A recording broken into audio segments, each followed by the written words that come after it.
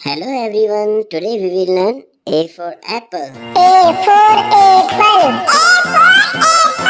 B for ball. C for cat. D for dog. E for elephant. F for fish. G for girl. H for hen. I for ice cream. J for jug. K for kite. L for lion. M for mango. N for nest.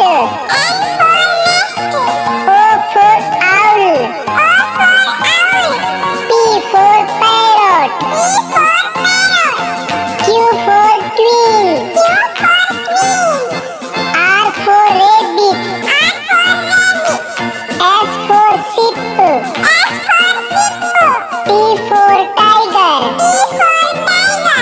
U for umbrella. V for van.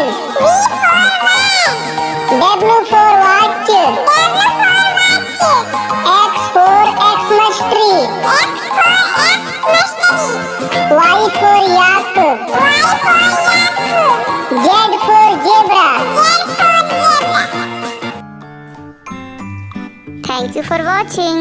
Like, share and subscribe. Okay, bye bye.